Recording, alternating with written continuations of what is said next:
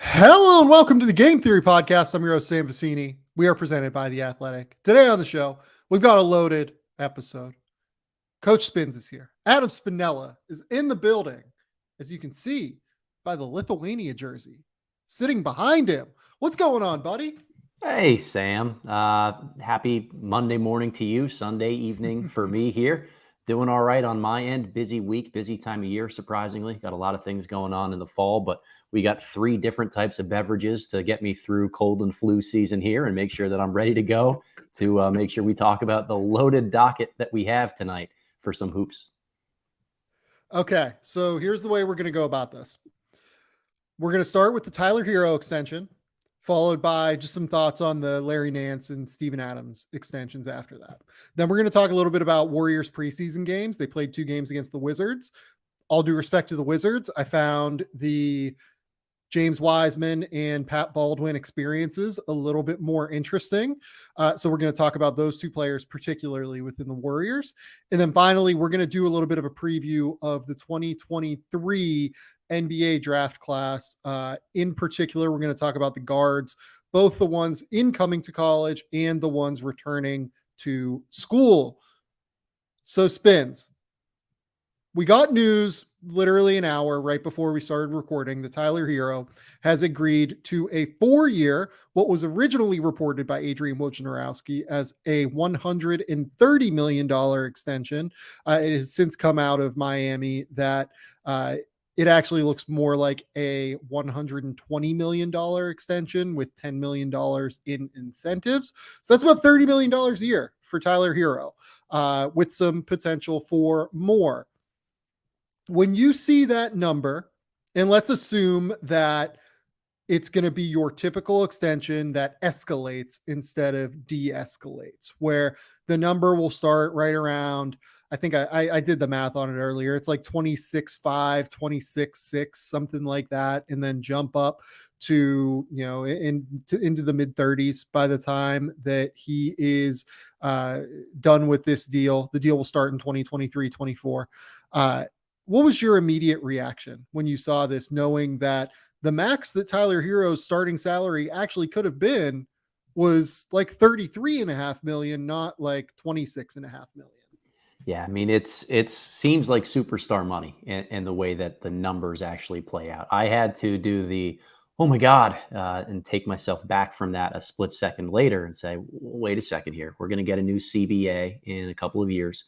We're going to have another projected spike in the salary cap, which means this number isn't going to be on the back end of that contract as gaudy as it really seems right now.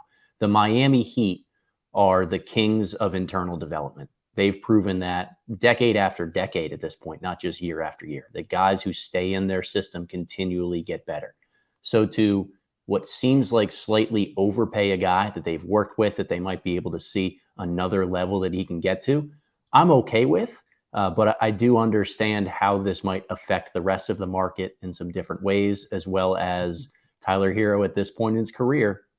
He pretty much has one specialty that he has on the floor, and that's put the ball in the hoop. It's valuable. I think it's oftentimes overlooked in some regards that you really do need to score the basketball at the end of the day. Yeah. So that is probably the most valuable single skill to have. But it was certainly, I was a little taken back when I saw the number first off.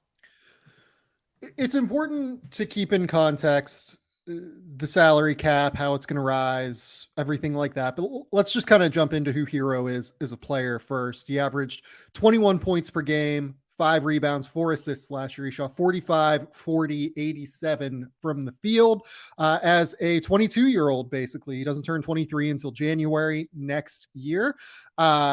He was the 2022 sixth man of the year in the NBA. There's a lot of reason, I think, to believe that he has a chance to be a 25 point per game scorer at some point. He is that efficient. He is that kind of creative in terms of his mindset. He's that good of a pull-up scorer as well. The question with Herro does simply come down to what you believe he can be in the rest of his game outside of scoring. Do you think that Tyler Herro can be, a 6 or 7 assists per game guy as he continues to grow and mature into his skill set and into his ability to break down defenders? Do you believe that he can reach frankly, even like a passable level defensively, because right now he is a legit negative defender that Miami kind of figures out by surrounding him with guys like Jimmy Butler, Bam Adebayo. Kyle Lowry's an incredibly smart defender. Even like Max Strus is like big and long and physical and like not a terrible defender. I actually think that Herro's deficiencies are in part why the Heat didn't get as much out of Duncan Robinson this year, because it's just really hard to have both of them on the court together at once. And that's in part due to Duncan's deficiencies, really more than anything. But I also think it's harder to get lineup mixes together that make sense with Herro, as opposed to other guys that might be just a little bit better defensively, maybe at a higher, even average level defensively. So where do you think Herro is in terms of his overall value right now?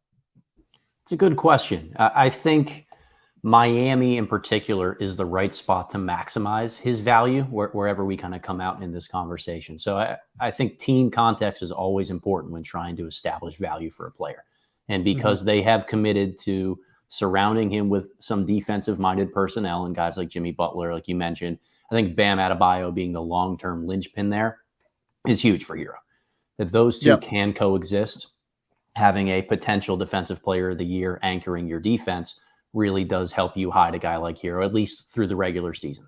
And that's the second part of this conversation, is in the playoffs when games are on the line. We've seen him become a guy that can really get hot and make shots.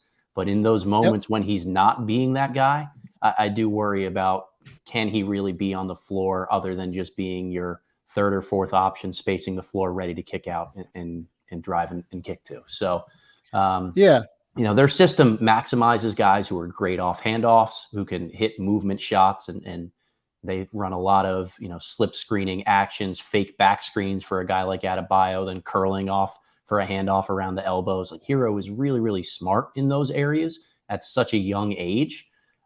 I wonder what level there is to tap into that even further, as opposed to probably the next step in his development needs to be being a 2-to-1 assist to turnover ratio guy and creating 5 to 6 baskets for his teammates a game.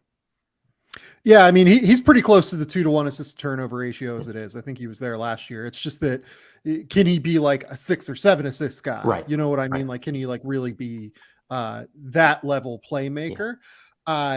It's funny, like he's had playoff success, but like I thought his first year in the playoffs was a little bit better than last year. And like, look, last year he just struggled to shoot it, right? And we don't think that Tyler is going to struggle to shoot it. But having said that, like, I think you can also ascribe some of this to role, right? Like, Herro's role was a little bit different last year in terms of the self-creation responsibilities that were on his plate, as opposed to what it was during his rookie season, where it was just like, all right, we're just going, right? Like, it's Tyler.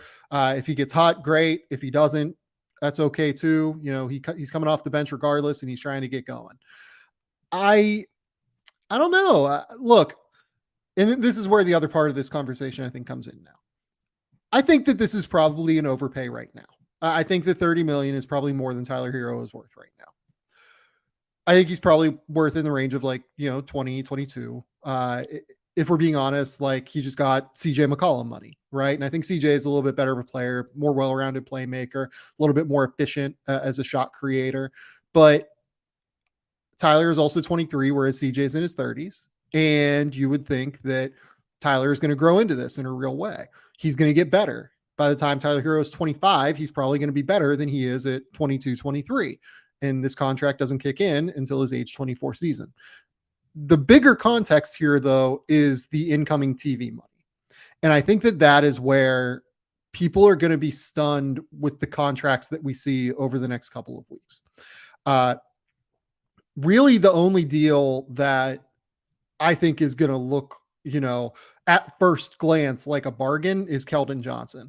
That Keldon Johnson deal, I have no idea why he signed that. This is a guy that I think has a very good chance to average 20 points per game this year, especially given the role and the responsibilities he'll be asked to, kind of contribute to this season. That deal is going to look incredibly like a bargain over the course of its life. And that's because I like Keldon, but also because just his role and his size and he's not like an awesome, incredible defender, but he's an average defender that isn't as good offensively as Herro, isn't as well-rounded offensively as Herro. But I think it's a little bit easier to make lineups that make sense with him defensively. If I was rating those two as players, I would have Herro a little bit ahead. I wouldn't have him drastically ahead of Keldon Johnson. And Keldon Johnson just got, 2/3 of the deal that Tyler Herro did. And that's not to say that Herro isn't deserving of it, because the TV money here is going to skyrocket. I've seen projections from just people doing back of the napkin math, right? Where it's like $170, $180 million salary cap by the time that Tyler Herro is in like the middle of this contract, let's say. I don't want to put a year on it because then people will start like, aggregating, and I don't really want to do that. This is all like projection. It's all based on, projected numbers. And there are a lot of factors that could really come into this that make this look a little bit different, right? What happens if the league expands? So Adam Silver stated during the NBA Finals that, quote, expansion is not being discussed at this time. But he also then in that same answer said that invariably he believes that the league will expand some point into the future. Expansion, rumors, public discourse, let's say maybe, are pretty pervasive, right? Like it's a real thing that occurs quite often, because I think people around the league think it's going to happen at some point. When, I have no idea, but Adam Silver even said invariably he believes expansion will happen at some point. It's just when expansion is going to occur. So that would potentially drop the cap a little bit. It is worth noting, John Hollinger pointed this out to me, and then I went and looked up the number. When the Bobcats entered the league in 2003, 2004, whatever year that was, they only had 66% of the salary cap that other teams did. So it's, early on, teams would have a bit of a higher number than what that would be. So that would create more basketball related income going to the other teams. But having to split the pie of basketball related income 32 ways instead of 30 for the players would mean that salary caps, don't rise quite as much. What is that number going to be? It ultimately depends on what the TV deal comes in at, which we don't know what the number is. So there are a lot of factors to consider here, but the biggest key here is that ultimately the TV money from this next deal is going to absolutely skyrocket the salary cap. And because of that, it's really, really hard for a team to sign a young player entering their prime to a contract that is going to look completely ridiculous. Like when Jamal Murray comes up for his next contract, assuming that Jamal Murray is who he has been throughout the course of his career, coming off of this ACL injury, if the salary cap is like what people are expecting that's the salary cap to be, he's going to sign something insane, like a 5-year, like $275 to $325 million contract, depending on how big the number is with the TV deal, right? Like he's going to be making well over $50 million a year if he is still a max player when he's 27 years old or 26 years old coming off of this knee injury. So like, it's just worth keeping in mind that what Herro is getting now and where the salary cap is now and what it'll be in 2023, 24. Sure, maybe it's probably an overpay a little bit, but it's going to be really hard for this not to look like a bargain if he continues to average 20 points per game by the time it's like, 2026. Well, and that's why you don't mind if it escalates on the back end of the contract in the way that it normally does. Is, you might be a little bit hamstrung in years 1 or year 2, but this ends up looking like a bargain by the end of it. So knowing that there's this anticipated spike, I'm trying too hard not to judge the numbers and the actual dollars and cents of a deal like this. But I think that if it's going to be successful, it always has to be contingent on Tyler getting better in a couple of different areas. If it's not the defensive end, that it needs to be creating with the ball in his hands. Yeah, 100%. Okay, let's go to the Larry Nance and Steven Adams extensions very quickly. I told you I wanted to spend like 5 minutes on this. Then the hero thing happened, and that's definitely like a 15-minute conversation that we have to have. Um, Larry Nance got, I believe, 2 years and an additional like $11 million per year. Steven Adams got an additional 2 years and it was like $12.5 million per year, something like that. Yeah, something like that. Adams, is taking a little bit less than what he's making now. I think he's up around like 17 million for this year. Larry Nance just basically tacked on 2 years at right around what his number is. What do you think the value is of getting bigs on these lower level deals? Basically right around what the mid-level exception is. Starting caliber bigs at the very least. Like Larry Nance could go a variety of places and be a starting, center, power forward, whatever in the NBA. Steven Adams is the starting center for the Memphis Grizzlies. What do we think the value is for these deals right now? Because I think they're fine. Like I think that they're like right around what these guys should be paid.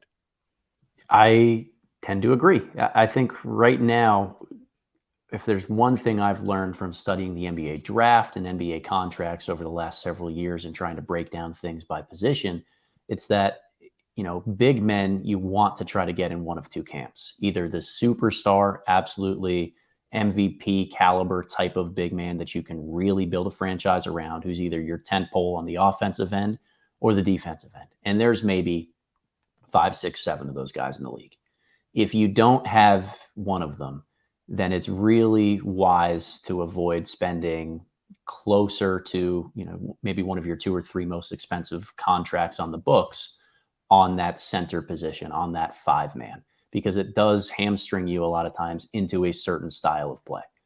I do like the Larry Nance extension for New Orleans because he gives them a versatile piece and a little bit different of a front court option next to Jonas Valanciunas, where when you're looking at the combined salary per year that those guys are making, it gives New Orleans essentially a high caliber player that they would be paying for on one contract, split into 2 who can fill different roles. You need more of that stretch big, you go to Nance. You need a little bit more of that strong brawn inside presence of a guy like Valanciunas, you go to him.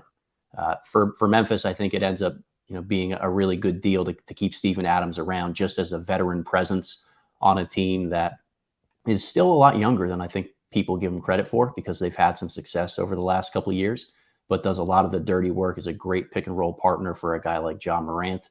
To get him at a contract a little bit lesser than where he was at the last couple of years makes a lot of sense to me. Yeah, I agree. And in the case of the Nance deal, I'm trying to figure out what the number is basically here to like say this exactly, but given like right around where he's at, it's a 2-year, like $21 million extension, $21.5 million extension. I would bet you, I don't know this for sure, but I would bet you that they structured this to where like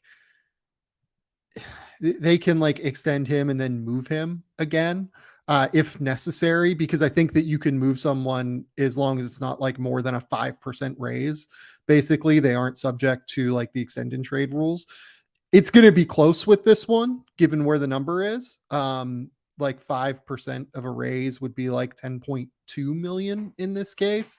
So I'm not totally sure like how that would work. I think it'd be very, very tight, but I'm not 100% sure whether or not he'd be able to move or not.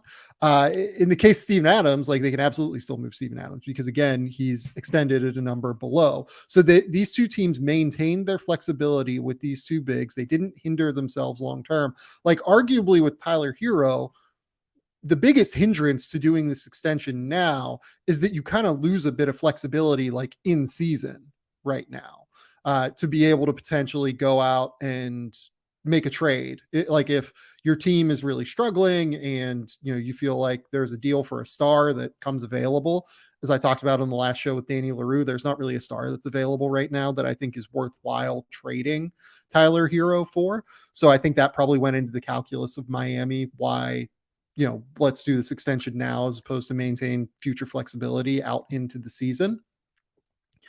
In the case of Nance and Adams, two guys that aren't as important to their team long term as Tyler Herro, it is important to maintain that flexibility. And I would bet you that both of these teams probably did that with how these extensions are going to be structured. And that's great. I think it's super smart. I think it's absolutely a really, really sharp move to get these guys locked in. These are deals that aren't going to hurt the team. I think it's reasonable to say. You can maybe make a case that Memphis loses some flexibility to potentially be in like the max marketplace this summer. But I've, you and I have talked about this before. We think Memphis is more of a target for a consolidation trade as opposed to like a max free agent hitting the marketplace, given some of the young guys they have and given the way that they're going to have to pay their guys long term. Totally agree. And, if we're talking about extensions to big men right now, I got to shout out Bruno Fernando, too, securing a couple extra years on the deal down there in Houston. Sure. Why not? I love the Bruno Fernando story. I'm not an enormous fan of him as a player, but I'm glad that he got a little bit of money. I'm glad that like it's probably something similar to a Hinkie special deal where like a couple of those years are non-guaranteed and but for him it's worthwhile to get that money because he's already like on multi-year veteran salary. Like he's not taking 900,000 in the first year. He's probably taking 1.9 million in the first year. So it's worth it. If he even got like a year and a half guaranteed, it's worth kind of having those last couple years bought out, I think. In his case. Well, and a lot of times, whether it's extensions, whether it's new contracts that end up getting signed, we are quick to react to the initial number that we see. And just like with Tyler Herro, we see 4,130, just a couple of minutes later, it ends up being 4,120 with incentives. We don't know how much of some of these end up being incentive based, how much guaranteed money comes in the final couple of years of the deal, as opposed to, having different trigger dates in there.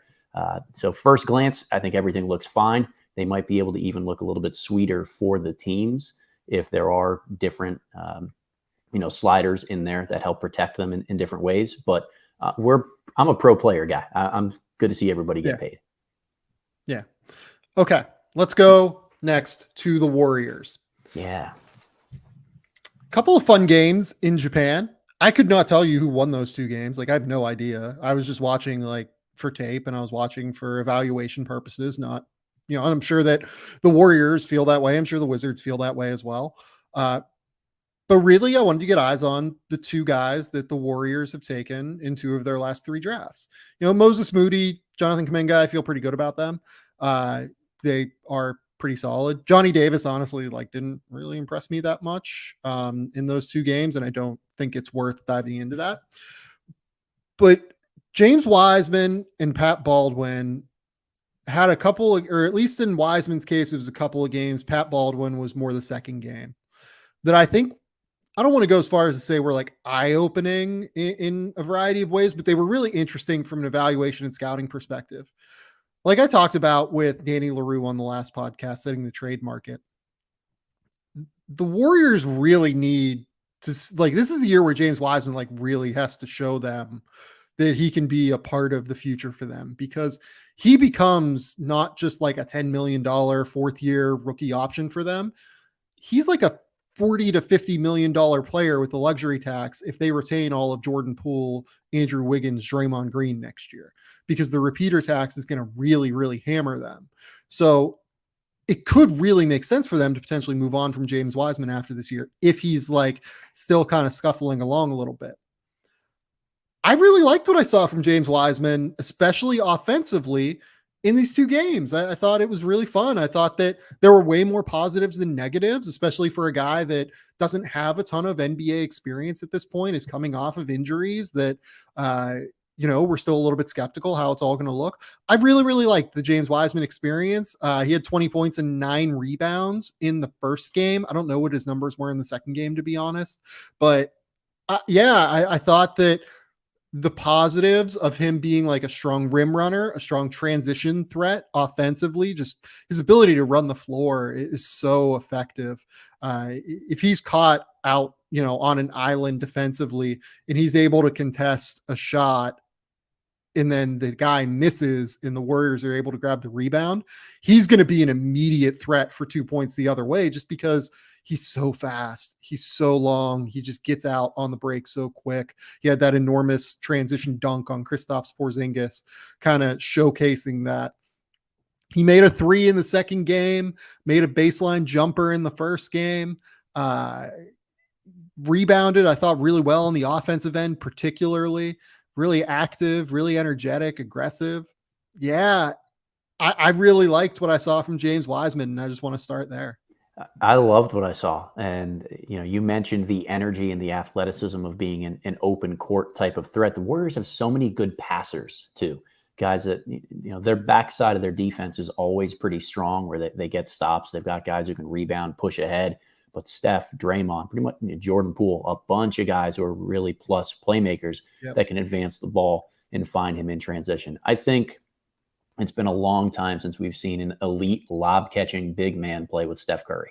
That touch and go screening type of ability. You might be able to run some 4-5 pick and roll action with a guy like Draymond Green from time to time. I think it helps. That's the one that interests me most. Yeah. That's the one where I think they could do some really creative stuff with it. Yeah, there's a lot of different ways that you can involve Wiseman, even if the jump shot isn't a major consistent part of his arsenal. Now, I have always loved James Wiseman as a prospect. I think the last couple of years have been really difficult to evaluate how much growth goes into a guy who basically just gets 1-on-0 training sessions and is so start-stop with his injuries. But a really intriguing piece to be able to add into this rotation, particularly in the regular season. But if there's consistency of his role throughout the next 82 games plus preseason here, then we're probably looking at a different type of threat that the Warriors haven't had on their championship runs over the last 7 or 8 years. Yeah, completely agree. And I don't think James Wiseman has to even be like better than Kevon Looney this year for it to show that he's making strides and, being an impact player. If he can come in for 18 minutes a night this year and provide a shot blocking threat on the interior with his 7'6" wingspan and be an effective, energetic offensive player who sets screens, rim runs, occasionally picks and pops, gets out in transition, hits the offensive glass hard. That's probably a win for the Warriors. Now, like, he had a couple of fumbly moments, like hands have always been a bit of a concern for Wiseman, and he needs to continue to improve that. Like, the thing that worries me right now about him in like pick and roll more than anything is there isn't a whole lot of like role diversity to what he can do. Like, I don't feel good about him short rolling right now. Like, I don't think that he can really like short roll and then make like a cross corner kick. I don't think he can short roll and like put the ball on the ground and get to the basket like in one move. I would worry about what that looks like, given how quickly that stuff has to move around you when you're making those kind of plays. I do think though that he's just long, and it's hard to not actually. Sorry, I just got a text from like an NBA person. It's hard. It's really hard to out high point him in ball screens. It's just really, really hard to have someone as big as him and as long as him that's going to be able to stop him as a like ball screen threat, like rim running. And that's going to make it really, really difficult. And it's going to create a new dimension for the Warriors this year when he's on the court. Defensively, look, it's the preseason, and you just have to hope that like being in year 3 there, having Draymond Green around, that he can make it work. Right. I didn't see anything like overly positive, overly negative. When we saw him last on an NBA court, I thought it was fairly negative in ball screen coverages. And I think we're going to have to see him clean that up a little bit. But everything all told here, the last little note I will give on him is, man, he just has to be strong going up to the basket. He's big. He is stronger and like thicker. He's like 255 pounds. Like he's bigger than people think he is. Even in terms of length as well. Like he's 7'1". Like he's a big, big dude. Like, go up strong. Don't fade away from contact because you're worried about getting your shot blocked. Go up with power, go up with physicality. Don't be afraid of getting fouled. You have a good stroke from the foul line. Like, just do it, man. If you get hit, you get hit, man. Like, go for it. That's what I would like to see from him. Yeah. If he does that this year, I will be ecstatic. If that's if that's the only development from him this year, I would be ecstatic. Well, and you mentioned that he doesn't have to be better than Kevon Looney. It's so right in that regard because Looney is Mr. Dependable. They know what they're getting. He just needs to be different. There are certain Yeah. matchups, certain games, certain times, and you need to add a different element. Maybe you do a little bit more switching on the perimeter with a guy like Wiseman because you know his ball screen stuff isn't great. Maybe, you're just running a lot more pick and roll and you save him for second units in those moments when, it's the Jordan Poole show and you want to be able to play through him a little bit more. There are going to Right. be the opportunistic moments to maximize what Wiseman brings to the table. I think what these couple games in Japan have really showed me is those are going to be utilized by the Golden State Warriors. They're going to find ways to just make him productive in the moments he is on the floor. Let's go to Pat Baldwin now. Really, the second game is the one that caught my eye. I don't really remember him much in the first game, to be honest. The second game, he made 4 threes, continued to look good coming off of their actions. He's a really, really smart, high IQ player. That's always been accurate with Pat. But the thing that stands out most is the movement. He is moving better than he did at Milwaukee during pre-draft, where he tested as one of the worst athletes, like in the last 5 years of the combine. Like it was not just like he was the worst athlete of this year's combine. And I think that one thing that is contextual about all of this is none of us really knew how bad the ankle injury was. He had an ankle injury in high school. It continued to fester apparently throughout his collegiate season. Uh, they shut it down eventually during his lone collegiate season at Milwaukee with his dad. And from there, I think it was tough for him to get through the pre-draft process in a way that was able to, be positive and help his stock as opposed to hindering it in front of teams. This is a guy that won 28th overall. Like it's not like the Warriors, maybe the Warriors did have a better feel on it, but a lot of teams passed on Pat Baldwin knowing all of this, knowing the context. Like the context of his ankle stuff is not new. It's interesting though that it seems like he's moving better. Like that is the biggest thing I took away from that second game is like he's not moving, like a guard or anything, or even like a wing, but there were times at Milwaukee and over the last couple of years where you were worried about how he would look even as a big on an island against guards. Like he struggled against guards in the Horizon League to stay in front of them. And if he was this healthy and moving this well at Milwaukee last year, he wouldn't have those problems. Like he's moving much better, it looks like, than what he was over the course of the last couple of years. Worth remembering, played at USA Basketball in 2021, missed, I think, all but a game and a half of his senior season in high school due to an ankle injury. So, it was kind of, it's hard to gauge, what I mean, where exactly the health was with his ankle. And this is stuff that NBA teams certainly had access to. It's stuff that, public facing people, I get hints about it for sure. And, you hear, basically what I was told was it's an informed bet from teams. Teams, there are some that thought that they could really work with him and improve his mobility and get him healthier and that would work. But it was an informed bet that they didn't really know for sure about all of this. So where do you stand on Pat Baldwin after these couple of preseason games that we've now seen? The shot looks great. It was good to see it go in. I think he has always had a really pure stroke, and that's going to be his meal ticket. He's a Yeah. really good plus size shooter at about 6'9", maybe even closer to 6'10" eventually. And real quick, I do want to note on the shooting too, ankle injuries really fuck with your shooting. They do. This is a guy that shot 26% from 3 last year at Milwaukee. There is no NBA evaluator that thought he wasn't going to shoot. You know what I mean? Everyone believed that he would shoot. It was more the rest of his game and how that would translate to everything else. I'm sorry for interrupting. No. I just wanted to be kind of clear about that. Great point. Great point. What I was watching for wasn't just the shot, though. It was, like you said, the mobility and the movement patterns. He looks better. He looks crisp in a way that I would probably say he is deserving of being a top 20, top 25 pick. So where the Warriors got him, like, I don't want to overreact to this coming out of 2 preseason games, mainly 1 preseason game in Japan, and say, oh, look, he was a lottery pick all along. Like, there's also the double-edged sword of this, where there's going to be some folks out there who say we're pushing him too low and punishing a guy for an injury when when he's healthy, he plays so well. As soon as he sprains an ankle sometime this year, he's going to get that injury prone label thrown right back on him. Like, we can't have it both ways. I've always thought that Baldwin is the type of player who is going to thrive in an NBA space system where there are really good guards that set him up for open shots and opportunities.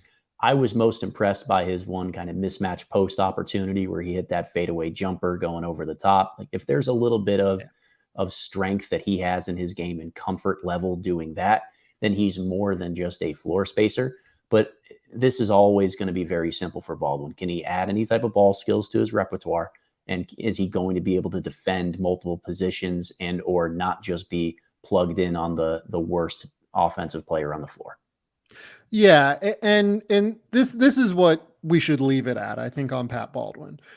We should be like excited for Pat Baldwin first and foremost. I think that we should, like, this is a guy that was the number 1 recruit in the country for, I think, like 2 years of his high school career, like his sophomore and junior seasons. Like, he was the number 1 kid in that class. And as someone like Imani Bates is learning, others countless through history, it fucking sucks when you're hyped to hell and you get hurt, or just like factors kind of, conspire against you almost, and you end up getting stuck, right? You end up like falling in the draft and people aren't as excited about you anymore. It sucks. And I'm just excited that he looks healthy and he's playing well. But at the end of the day, like, this is a preseason game. Like, we shouldn't, the signs are good right now is what I would say, right? Like, the signs look positive on Pat Baldwin. And I hope that the Warriors are able to keep him healthy. I hope that they're able to go and be positive. What we should not do is what Fran Fraschilla did earlier. He said, it's early, but you're starting to see mea culpas from the draft, quote unquote, experts. Bottom line is that the Warriors have a great scouting staff. I know most of them. They know what they're doing.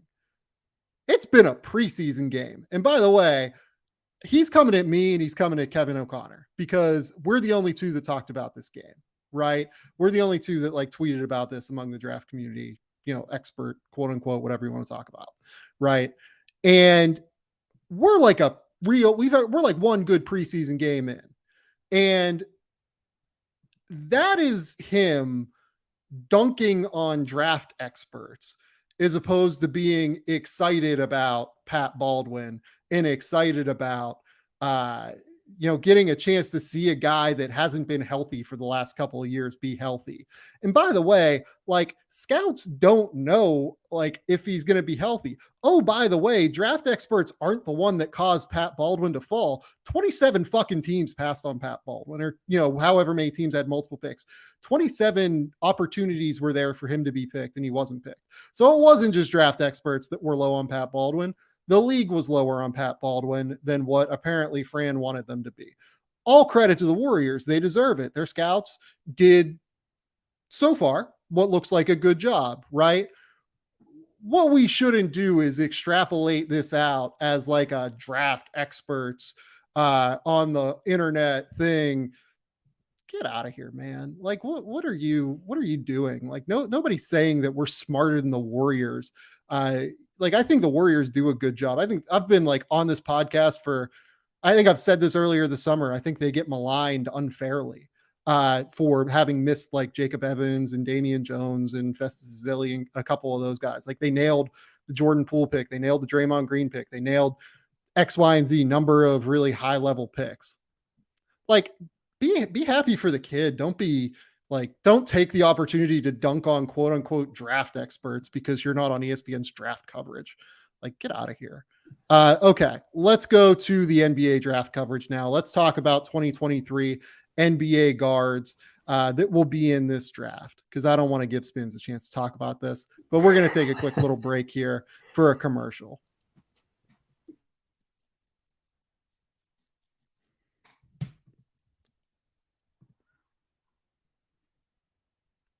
All right. We are back. We're going to talk about guards here.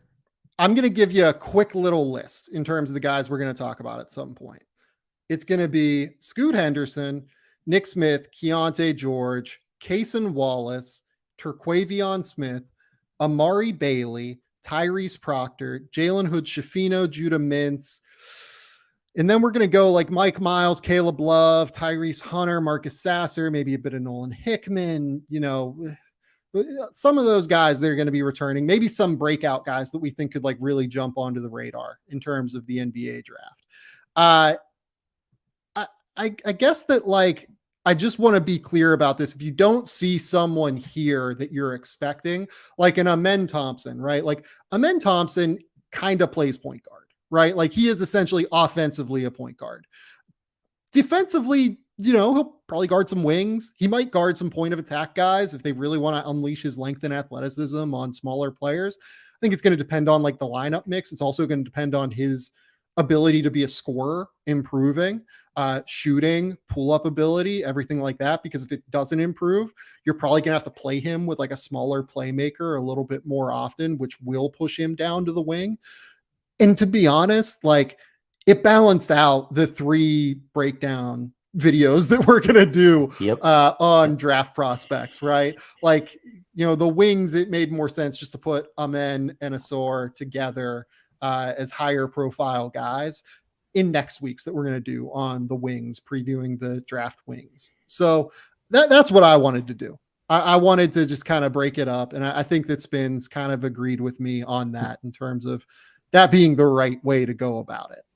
Definitely. I always think about position as being more who you guard than what your offensive skill set is. The way that modern basketball is played, you've got guys like Jokic, who can be a point guard or an initiator of an offense, the lead cog, the ball handler in transition at 7 feet tall, 240 something pounds. So position is not really about the skill level that you have or what you do on the basketball floor in the offensive end.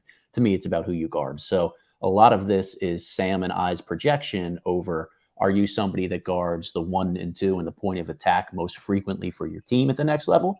Then we're going to be probably talking about you tonight. Yep. Okay. I want to just kind of run through other potential guys real quick. Like, I don't really want to jump into Colby Jones tonight. I don't really want to jump into Andre Jackson tonight. Trust me, Spins, this is the first time you've done this with me. This is the kind of caveats you have to do before you put some or don't put someone in there. I'm trying to think. There might have been a couple others that we didn't want to lump in here, right? Yeah, Dariq Whitehead. Not. Yeah. Dariq Whitehead. Yeah. Like Cam Whitmore. No. But we're going to jump in and talk about the guys that we said that we were going to talk about at the top. So let's start with Scoot Henderson. Scoot Henderson, it's going to be a big week. For people that don't know, we announced last week on the show that Spins and I on October 6th, so in 4 days from now, we're going to go live right after the second Scoot Henderson, Victor Wembanyama game and break down everything that happened in the 2 games that they're going to play in Las Vegas, right? We're going to do a deep dive, scouting, everything like that. That'll be the Friday podcast for this week, and we'll call it there. Beyond that, though, so we're going to talk about Scoot quite a bit. I don't know that I want to dive deep into Scoot at a super high level. What do you think of Scoot, and do you think he has a real chance to be the number 1 overall pick? Let's just start with that conversation, because that I think is the big conversation to have. Yeah, let's go for the big guns first here, Sam. Scoot and being the number 1 pick is, I think, somewhat dependent on just Victor Wembanyama at this point. He is the front runner. He is a guy who has really come out of the gates swinging with the offensive skill package and his gumption, I should say, for the shot selection that he's taken on the offensive end of the floor. He is the front runner. It's his race to lose. If Scoot takes it, I think it's due to having greater projection in his jump shot and in his jumper range. That's the one area that's been a little bit of a hang up for me right now with Scoot. I think he's an excellent athlete, huge hands, which I love for his ability to finish and kind of twist and create around the rim. a proactive instead of a reactive passer, somebody who sees openings just as or before they are really getting there. Very comfortable creating out of the pick and roll, and does have a reliable jump shot and kind of floater game in that 10 to 15 foot range. If he can knock down the three ball a little bit more, if he can stretch that pull-up jumper out to about 18 feet, I'm going to feel really, really comfortable with him. But again, I think Victor is my clear-cut number one prospect right now. That's how I feel too. It's just going to come down to Victor's health as much as anything. If Victor doesn't stay healthy this year and teams feel like there's a real concern there, it will open the door. But if Vic stays healthy this year, teams feel good about the medicals pre-draft, I think I'm at the point where Vic's going to go number one. Having said that, Scoot is very good. Like Scoot's athleticism, his power athleticism, his ability to just burst and gain separation and power up through guys at the basket, like really, really, really impressive. The things he needs to show, obviously the shooting, right? Like we'd love to see him knock down pull-up jumpers at a higher level this year. He just needs to be like, I think I mentioned this previously. He needs to just be like a Ja Morant, where if guys go way under him, he's going to be able to hurt you, right? Like if someone goes 7 feet under a ball screen, he needs to be able to just be like, okay, sure. I'm going to stop. I'm going to pop. I'm going to pull this. I would like to see a little bit more of a floater game from Scoot. Like, I think that could be where his game in the mid-range elevates to the next level. But, passing, playmaking, separation ability to get to the rim, like all that's there. He's a really, really good guard and has a very good chance to be an all-star in the NBA at some point. I am a big, big fan of Scoot Henderson. Yeah, and his defense is pretty solid at the point of attack too. Quick hands, pretty good in passing lanes. Like has shown a lot of good help instincts as a rotational defender. It's worth remembering how young he is and what he's been doing against pro level competition. So I think the sky is the limit for him upside wise. I want to see a little bit more projection and growth this year. I think the G League Ignite roster is going to be much better set up for his success than it was last year, trying to share reps and have negative spacing with Daniels and Hardy and some of the non-shooting guys that they had out there on the wings. Really looking forward to seeing what Scoot shows us over the next 8 or 9 months. Yep. So again, we don't want to go too deep into the details on Scoot because we're going to do that like later this week, literally. So I think we just leave it there on Scoot. We're really excited for the Victor Wembanyama Scoot Henderson show that will be coming to Las Vegas very soon. Let's go to Nick Smith now. Nick Smith is a fascinating one to me because obviously playing for an Arkansas team that is going to be loaded with talent this year. He's going to be playing next to Anthony Black, Jordan Walsh, Trevon Brazile, a number of other guys that like Jalen Graham. Like I have no idea how much Jalen Graham is going to play. He was second team All Pac-12 last year. Yeah. Right. Like this team has a lot of talent that just across the board is going to be really, really interesting to track. Where are you with Nick Smith? My thing is I trust him to separate. I trust him to be a high level playmaker who just like makes shit happen on the court. I will be interested to see what the efficiency is like. I think is my big thing. I like his ability to score the basketball. And as we talked about with Tyler Herro a little bit earlier, that's something that's always going to be really valuable to me. This is a game where great offense beats great defense. And if you can have a lot of guys who have scoring versatility on the floor, that's a positive. I think Nick Smith definitely has scoring versatility. A tough bucket, a guy who can create his own shot in the mid-range and from three, plays off ball, and I do see a lot of upside for him to hit movement shots. So he checks kind of all three boxes for how he would get a triple off and has the ability to play on and off ball.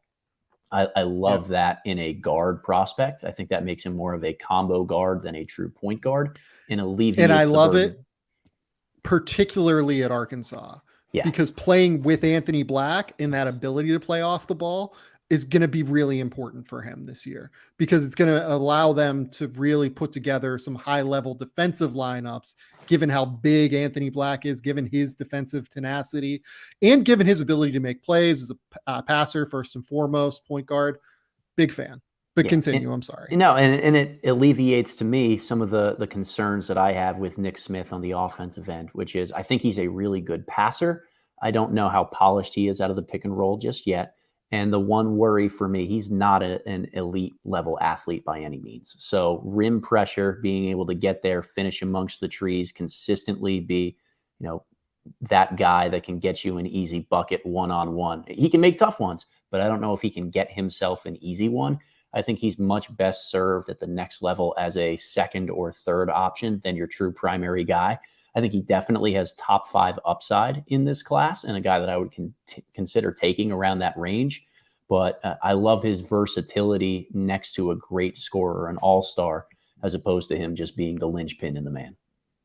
Yeah, like there's a real craftiness to what Yes. he does on the court, right? Like his craft, for lack of a better word, because that's where my brain is right now, as a ball handler is real. Like he has a lot of tricks in his bag to be able to separate, to be able to change pace, to be able to change direction. Like there's a lot there that he's going to make some guys look like kind of silly. Defending him at the point of attack this year. And like you said, really good, tough shot maker. I think that here's a question. The one thing that outside of Nick Smith, this Arkansas team could be missing theoretically is that ability to get a shot, right? A secondary guy to get a shot, because Jordan Walsh, super athlete. We're going to talk about him next week when we do wings, right? Plays hard, high motor, will create transition buckets at a really high level defensively, get his arms into passing lanes, everything like that. Not like a guy that breaks down defenders yet necessarily in the half court, right? Anthony Black, really high level pick and roll passer, playmaker, not really, the guy that's going to break guys down. It's almost like Devo Davis and, Nick Smith are going to be the guys that at the end of the shot clock are going to be the critical ones. And frankly, I feel a little bit better about both of them, in the mid range right now, as opposed to from 3. And then Anthony Black, I worry a little bit about the shooting from 3. Jordan Walsh, I worry a little bit about the shooting from 3. Trevon Brazil, if you watch the preseason stuff they did, what country were they in? Do you remember? Some European country, I believe. Yeah. More used as a rim runner as opposed to a pick and pop guy, right? Yeah. Even though I think that long term he might have that in his repertoire. I wonder if that leads to just a little bit of, shot selection stuff this year, just due to team role, right? Not because it's going to be shot selection that the team needs him to take. It's not going to be, shot selection because he's just going out and doing his own thing. Right. Arkansas is probably going to need it from him. So I'll be interested to see how the tough shot making translates to this level. I think that's almost like the swing skill, not even the swing skill, but the swing, thing that will determine his stock almost. Yeah. And 2 things to really piggyback off that. One is not just the on-ball creation necessity, but even the off-ball creation. I think of Anthony Black as being a guy that they're going to want to maximize when he's on the floor. So they need to play with him the ball in his hands. And when you have Brazil, who's maybe a questionable shooter, Jordan Walsh, much more of a slasher, they've got a bazillion bigs who are talented and deserve to be on the floor. Where does the floor spacing come from? To me, it's Nick Smith. So this could end up being almost a Kentucky-like situation where we've seen so many good combo guards play in a John Calipari system where they don't get to show their pick and roll prowess, their ability to create with the ball in their hands. Guys like Jamal Murray, Tyler Herro, Devin Booker, who are siphoned into that off-ball role because it's the best way to maximize the roster that they have, versus the need for that late shot creation where Smith might be one of the only guys on that team who can really create his own. So that's going to be one thing that's incredibly fascinating to me. Yeah. Okay. Let's go to Keyonte George. Keyonte George is almost in the opposite situation, right? Because Baylor has a ton of these shot making guards, right? That's the way that Scott Drew recruits. He loves finding these guys like Adam Flagler. We're going to talk about Langston Love in a little bit here, potentially as a breakout guy this year. I know that Adam is a big fan. Guys that are really good in ball screens, can score from 3 levels, can even create a little bit in isolation, really crafty scorers, right? I feel like I'm missing someone on Baylor's team as well, and I apologize for that. Just, I'm thinking about it off the top of my head. Keyonte George, though, I think is awesome. He is so good as a scorer. Like he's just ready to go. Spins, where are you at in terms of Keyonte George? I am coming around a lot on a guy like Keyonte. I think the summer that he had and just his ability to catch fire on every single type of shot possible has shown me the legitimate alpha scoring upside that he has. And to me, that's the difference between him and a Nick Smith, where maybe the lack of burst that Smith has. Again, crafty, can create his own shot and separate a little bit in that regard, but not going to be a high rim pressure guy. I think Keontae's athleticism might lend itself a little bit more to being that true 3-level scorer. Pristine jump shot, like the ability to create his own shot that he has. I think a really good finisher. Love his body control. He competes on the defensive end, which I am always drawn to. Maybe that's just the coach in me that loves guys who give really strong effort and move their feet, have strong chests. I think his frame is pretty good. I'd like to see a little bit more with his left hand. That's one area that's just stood out to me in watching some of the tape. I think he's very right hand dominant near the rim and is a little bit more of an accelerator when going to his right. But I'm really starting to buy in on him. It's to me going to be about role at Baylor.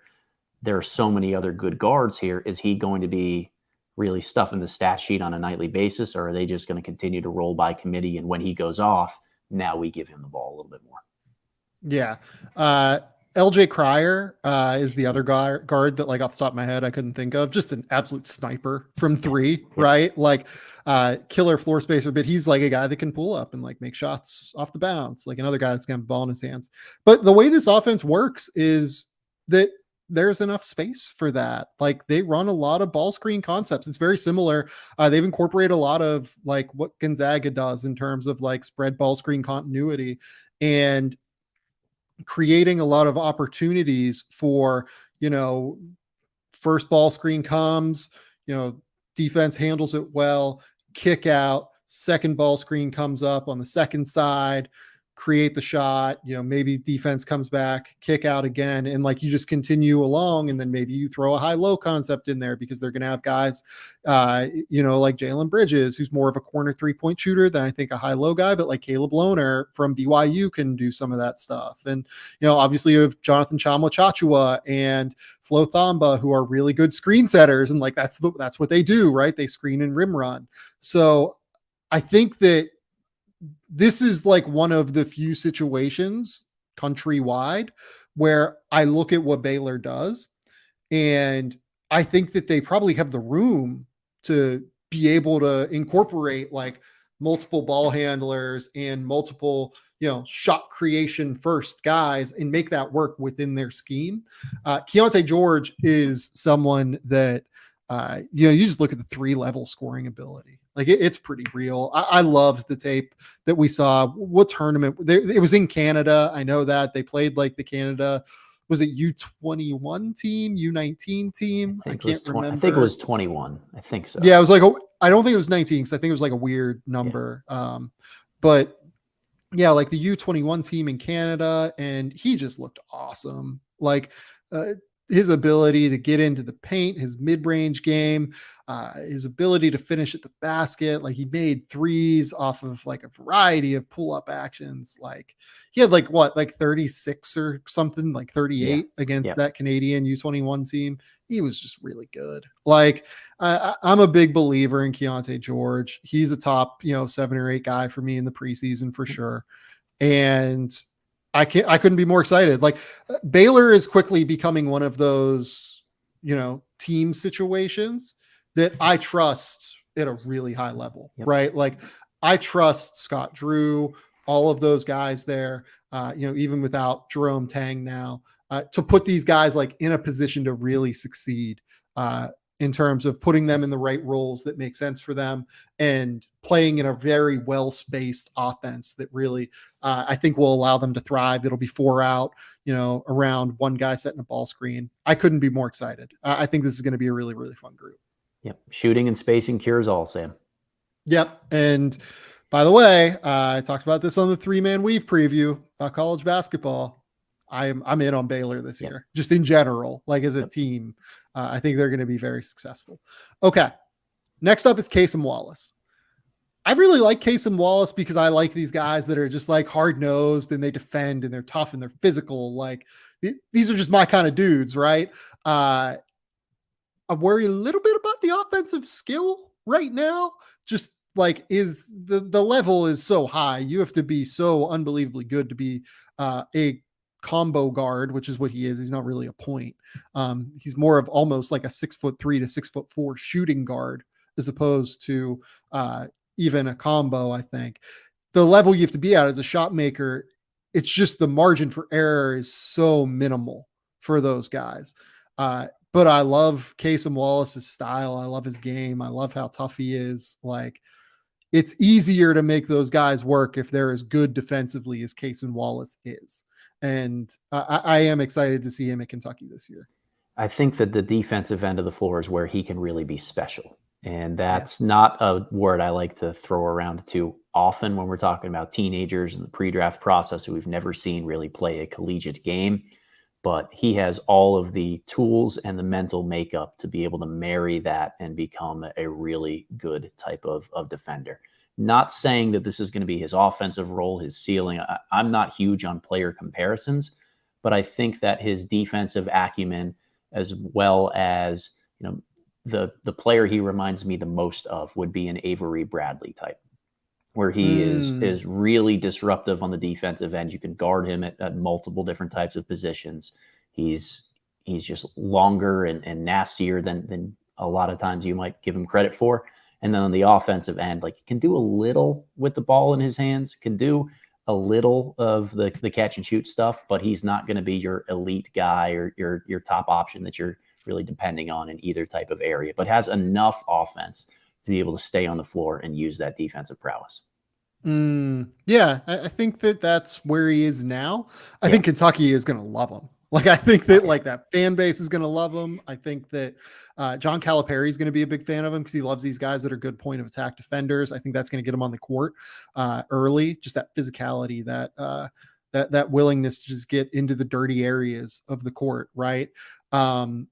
Interesting compliment to Severe Wheeler. Like, Cason Wallace is going to have to shoot next to Severe Wheeler. I think like that's the number one thing for me with this Kentucky team in general, because Severe Wheeler, Oscar Tshiebwe, I know Oscar's like improving as a 15 to 18 foot shooter, but you don't really want him there because then you're taking away potential like offensive rebounds, which is where he provides a large portion of his offensive value. Well, and it's October, and everybody has improved as a shooter over the last 4 months, and has gained 15 pounds of muscle and just looks fantastic heading into the season. So I'm not putting too much stock. Like, Oscar is going to be at the rim, rolling, doing everything that he does. Yeah, but like then you've got Jacob Toppin, who I think is going to be really good this year and is going to be tough to keep off of the floor. What does he look like? I don't really have an answer to that, unfortunately. Can he shoot? I think that like the results in the Bahamas were pretty good, but is that going to consistently translate over the course of 150 3-point attempts this year? I don't know the answer to that. Obviously, they do bring in CJ Frederick, who is just an absolute sniper. Antonio Reeves from Illinois State is an absolute sniper. But like, if your three best playmakers are Wheeler, Wallace, Tshiebwe, are you you have to make like a real calculation in terms of like, do we play the two shooters? Do we play Jacob Toppin? Jacob Toppin shooting would solve a lot of questions, I think, for this team, basically. Because then you could just play like Antonio Reeves and Frederick 20 minutes a night. And oh, by the way, like the guy that we haven't really talked about yet is Damian Collins, who's going to need some time. Like, he is just an absolute like pogo stick who could be very, very effective. Maybe spelling Oscar a little bit more, but maybe like I think that we saw in the Bahamas, they kind of want to play them together a little bit even. So I don't know. Damian Collins is good though and like deserving of minutes. So I'm not totally sure how this roster works. It's kind of a classic Kentucky roster in that way. But it could be really good. And Cason Wallace knocking down 39% of his threes would solve a lot of questions, I think. And I think that he's capable of being a really good catch and shoot guy. Yeah, so do I. Yeah. Yeah. So I'm in on the Cason Wallace experience. I think he brings every intangible to the table that you would look for. I think that I believe in the Kentucky theory, right? That a lot of guards who come out of there end up doing a lot better at the next level than they have in the confines of that offense and the way that Calipari really likes to play. There are some things to improve. I don't think of him as a offensive creator or an engine either for himself or for others. While he's a fine passer, I don't see him being an overall high volume pick and roll type of guy. I think he's very right hand dominant right now. Like I trust his floater in a lot of ways, but he's very predetermined in what he does going right or going left, and is a little bit boxy of an athlete, like super strong. But he does play a little bit square in a lot of different ways, which I tend to believe in fluidity, or kind of the buzzword of the year that I'm seeing on draft Twitter communities is bend. Like he doesn't have a ton of bend to his movement patterns and his game. Very effective in what he does, but not as high of an upside as some of the other guys we've talked about. Yeah, I think that's a good call. Okay. Do you want to go and finish out the freshmen, or do you want to go like returners and kind of include the freshmen within those? Well, the last time I checked, this is the Game Theory podcast with Sam Vecini. So that's a decision that you should probably be making. But if you're good with it, let's stick to the freshmen. Yeah. Okay. Tyrese Proctor next. Fascinating guard out of my beautiful country here in Australia. I love it here. Tyrese Proctor, really, really good pick and roll guard. Very high level passer, can make those cross corner skips, really reads the floor well, can make like little pocket passes, lob throws, like really, really good touch passer, can throw the ball on a line when he has to. Really, really effective as a playmaker. Big, 6'4", something in that range, maybe 6'5". We'll see what he measures at.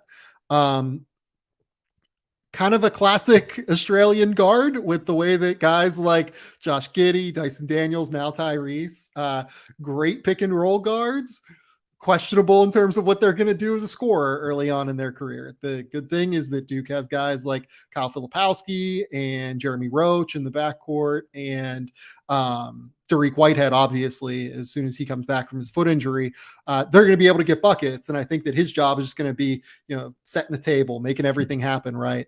Also a really good defensive guard. Tyrese Proctor as well plays really hard on that end, has good size to be able to not take away too much on that end for a lead guard. I really like Tyrese Proctor. I think he has a chance to be a one and done first round pick if it all breaks right. That would be my retweet button that I'm just clicking right there, Seth. I agree with pretty much everything you said. The one difference that I'll add on Proctor is I actually believe in his shooting projection a little bit more than a guy like Dyson Daniels or Josh Giddey coming out of the draft. So I've seen a little bit smoother mechanics over the last several months. I think he is working on that and making some tweaks. And quite frankly, there are too many other good players at Duke. They're going to need the ball in their hands. We're going to be able to see, if his catch and shoot numbers come up a little bit more, if he can be at least passable in those off-ball situations, I'm going to really buy in on a lot of Tyrese Proctor stuff. Yeah, and they're going to need him to be on some level as well, because they're going to want Jeremy Roach to have the ball in his hands, older player, guy that, really took a step forward, I thought, in the NCAA tournament last year. And then they're going to play two bigs a lot with Derek Lively and Kyle Filipowski. So they're going to want like a wing 3-point shooter, hopefully, or like another point guard 3-point shooter with Jeremy Roach that can hopefully play off ball by knocking down shots. So very, very interesting player. Very, very interesting transition to college this year with Tyrese. I think he's going to be effective though. I'm excited. I don't know that I would have him like as a top 20 guy yet, but in my update, I probably will have him as a one and done in the first round. I do like Tyrese enough to where I think I'm there on that. Is that kind of where you are coming into the year? I'm late first for him. Yeah. Kind of in that 20 to 30 range. Again, the jump shot is the swing skill. I'm a little bit positive on that one because I've just seen some growth and projection from him over the last several months that I've been able to watch him. But I think that's the right range for him. Yeah. And in terms of like contextually, just like how he's seen here in Australia, has been hyped for a couple of years now. I would say that like his profile was a little bit higher than Josh entering Josh's year at Adelaide. but a little bit lower than the Dyson Daniels hype machine. Dyson was just seen very, very highly regarded from the time that he was, 16 years old. Tyrese is similar in that regard, but Josh was always a little bit under the radar. Like if you remember, there were the Mojave King, Josh Giddey debates about which one was better. And by the way, that wasn't even public. Like there were a lot of college coaches that thought Mojave King was a more interesting recruit potentially than Josh Giddey, and ultimately neither of them decided to go pro or decided to go to college. Both of them went pro. We're going to see Mojave this year with the G League Ignite as well, which is going to be fun. But yeah, really, really interesting player, Tyrese Proctor. Let's go to Jalen Hood-Schifino, who you seem pretty in on. I'm not skeptical. I didn't see one and done necessarily. I saw definite pro. I didn't see one and done from the jump when I watched his tape. Yeah, I've heard a lot of good things about those who have been around Hood-Schifino over the last several months that lead me to kind of buy into him progressing in that direction. I like him more as and again, this is kind of the theme of things right here. Shooting is a swing skill for a lot of guys. He's more of a ball in his hands than he is an off-ball type of guy right now. If he's able to marry the scoring ability that he has with proactive passing, with the ability to make those around him better consistently, then I can buy into that being an NBA role for him. If not, then the shot really needs to come around pretty quickly. Yeah. And like the other thing is too, with him being like an on-ball player, it's like a little bit, he's like a thicker guard, kind of like stronger and more physical, as opposed to, I don't want to say like he's not skillful, because I actually think his change of pace is pretty good. Yep. But like it's more of a Trevor Keelsey kind of vibe than a Nick Smith kind of vibe, I guess is what I would say, right? And that's not even in terms of talent. I just mean it in terms of like craft with the ball, right? In terms of like flexibility and getting the most out of what you can do, changing directions with the ball and like crossing guys over and then bursting out of it. Like he's not a crazy athlete necessarily that's going to separate at a super, super high level. But if he can shoot, then he is like a very real potential one and done. Because I liked him defensively a little bit as well. Yeah. Yeah. Big fan of the defensive end of the floor again. I think that he's somewhere in between that Nick Smith, Trevor Keels-ish type of build, maybe a little bit closer to Keels. But I do think that he's better with the ball in his hands. I think he's better with a change of speed, like you said, than a guy like Keels, where, I mean, he was taken in the 40s last year. So if we're talking about a one and done who's a little bit better in that regard with the ball in his hands, and I think consistent as a point of attack defender, now we're talking about a guy who's probably in the 30s, if not the final couple picks of the first round. Yep. Let's go to Amari Bailey next. Fascinating situation, if only because I don't know what that's going to look like at UCLA, as we saw last year with Peyton Watson, for instance. I do think Amari is more polished than Peyton Watson was entering college basketball last season. But like with Amari, is he like stylistically the kind of guard that Mick Cronin is going to love? I don't know. Maybe they can like deal with it when they play him in between Tiger Campbell, who's like the epitome of steady and consistent and great decision maker, and then Jaime Jaquez, another fourth-year player, senior, that's going to be really, really impactful as a shot maker, shot creator. Maybe you can put Amari Bailey between those two and live with a bit of the wildness that he's going to bring from time to time. But like, I just know that Mick Cronin loves Jalen Clark, and what is Mick going to do in that situation to close games, right? Like Amari is a better talent than Jalen Clark, but Jalen Clark is a better defender. He is an underrated player. I don't mean to shit on Jalen Clark. I actually really like Jalen Clark, but like it's Amari Bailey versus Jalen Clark from a talent, shot making, shot creation perspective. It is a bit different. So do they just trust the on-ball creation they have with Tiger Campbell, with Jaime Jaquez, with some of the other older guys on the roster? Or do they go, yeah, we need Amari Bailey out there for the secondary creation for 30 to 35 minutes a night, I don't know. I think he'll play more than Peyton Watson did for sure. Like Yeah. unquestionably. Yeah. Like he's going to play at least 20 plus minutes a night. It's just what is the role, I think, is trying to determine that. And what does it look like? So, Sam, what do you think Amari's best NBA projectable skill is as we're moving into his freshman year? Separating, I would say. Just the ability to get away from his man. I don't know that he's like wildly efficient yet as a decision maker or, quite good enough as a shooter yet. But I do think that he can separate from his man and make plays with the ball in his hand. Interesting. So I tend to buy in a little bit more for him as being like a high motor type of guy, somebody out there. I buy that too. Yeah. Like I think that's going to be his most projectable role moving forward is just, we use the term connective piece, connective tissue a lot. We tend to apply that to solid defenders with high feel on the offensive end that can do a lot of different things. I think that Amari Bailey can be that connective piece more as a plus defender who always is in attack mode and in high gear, who thrives in transition. But I don't think I trust him as a primary guy because of the decision making. I think he's a little bit erratic.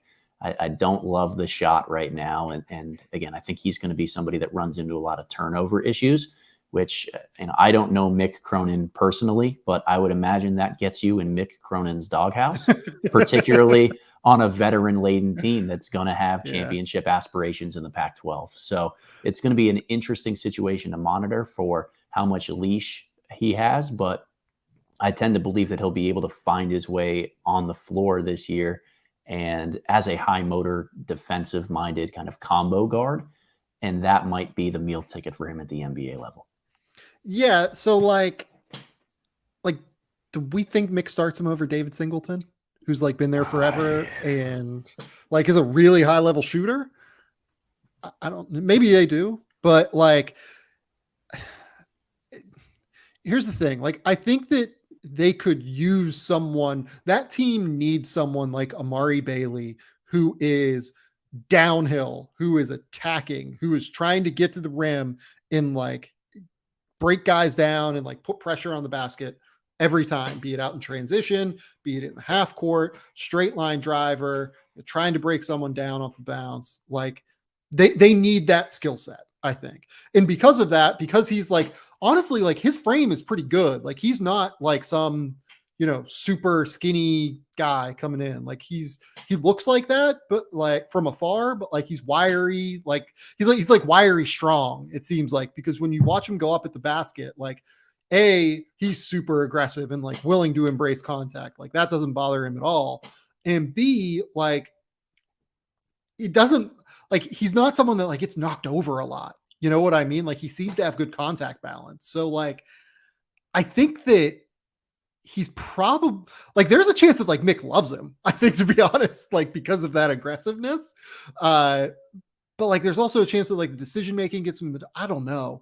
It could go so many different ways with Amari Bailey this year. I think that's it, right? Like this could go a number of different ways. And I really want to find out what it's going to be, because if he is the guy that we saw at Sierra Canyon and like can make all sorts of plays and like be aggressive, he adds a real dimension for UCLA that could take them from like, we'll see what it looks like, probably competing near the top of the Pac-12. It's like, Tiger Campbell, Jaime Jaquez, Amari Bailey, David Singleton's a good player. They have bigs. Like they could be like a Final Four contender if Amari Bailey is the guy that we think he can be. So I don't know. Like it's weird. And this is the coach in me speaking right here. I'd always rather have to reel somebody back who is aggressive than to try to poke that dog out in him. And I think that's probably part of the reason that he was drawn to going to UCLA and playing for a really passionate coach and a guy like Mick Cronin, as he appreciates that level of competitiveness and drive. Yeah. But again, the decision making on a veteran laden team when you've got two high IQ playmakers in Jaquez and Campbell, it has to be good. It has to. Yeah. Yeah. Yeah. And like, look, they have a Dembona and like, did you ever watch the Abramo Conca, like Abramo Conca? Yeah. Yeah. I always kind of sneaky liked him a little bit. Yeah, me too. I don't know if he's going to play from the jump for UCLA, but like I always kind of liked him a little bit when I saw the Euro tape. I was like, oh, okay, Yeah. you might have something there. Yeah, interesting team. Fascinated by UCLA, fascinated by the Amari Bailey experience.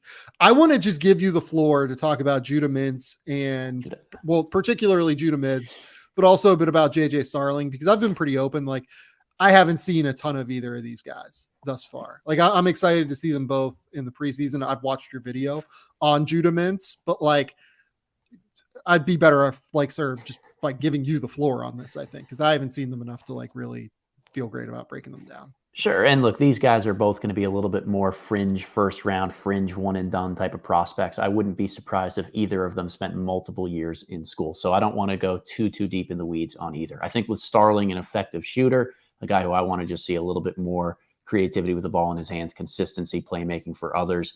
Similar to Amari Bailey, it's the decision making for me. I think Amari has better raw tools as well as a higher motor on the defensive end of the floor.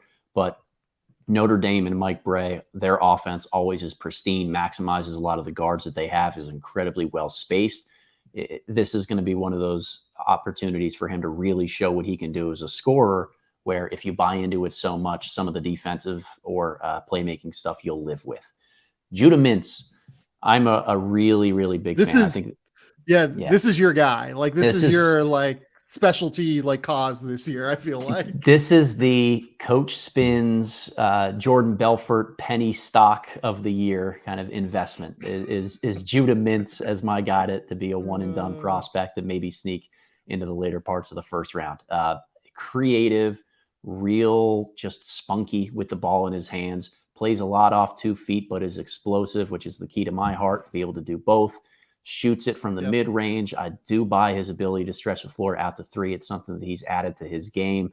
I think he's a really smart defender. He's got to add a little bit more strength-wise to his frame, but we may not see that get exposed too much playing at Syracuse, where they are, 2-3 zone, followed by a little bit more 2-3 zone. I'm a big Judah Mintz fan. I love his trajectory, where he's been, how he's played with the ball in his hands. I love guards who can shoot. And I think that he is somebody that has that potential and ability, and he's a much better athlete than he gets credit for in terms of his finishing near the basket. So I see real 3-level upside for him. Yeah. I'm excited to see it. Let's go to returning players. We've got Terquavion Smith is our starting point here. Terquavion, I was stunned, did not go through with the draft process. He had a great pre-draft process and just decided that he wasn't ready to go pro. Felt like he wasn't like professional mindset ready, felt like he wanted another year of college to like really prepare based on his statements in the public afterward, which I think makes like an incredibly mature decision on his part. Like, it makes me buy into him more. The fact that he was like, you know what, I don't know if I'm ready yet. I'm 163 pounds or whatever he weighed at the combine. I need to work on that. I need to work on a few things in terms of, making decisions. I like the decision for him. I think that, and this was a guy that like throughout the pre-draft process, by the way, I was told like the family is like putting no pressure on him. Like, he's not like, I got to go now. He purely was taking it day by day. And he got to the point where he put himself in position to where I think he would have been a first round pick had he not gone back to school, and still decided, I don't think I'm ready for this yet. I'm going to go back to North Carolina State. So all of that being said, an incredibly high level pull-up scorer. That's it. Like, that's what his game is. He is fucking awesome as a pull-up scorer. He averaged like 17 points a game in the ACC last year, maybe even like 19 points a game in the ACC last year, shooting 39% from 3 on like 10 3-point attempts per game. He gets into that pull-up game from a variety of different angles, ways. He can do it to the right. He can do it to the left. He can step back. He can take it off of a ball screen and just step into it going right. Like, it's all there as a pull-up scorer. It's everything else. Like, what can he bring to the table outside of that? So Spins, I'll give you the floor. Where do you see the rest of Terquavion Smith once you get past the pull-up game? Well, I mean, we got to start with the pull-up game. Like, I don't speak Spanish, but this guy's got cojones, man. Like, he lets it fly, and it's hard to call them bad shots when he makes them at such a high clip.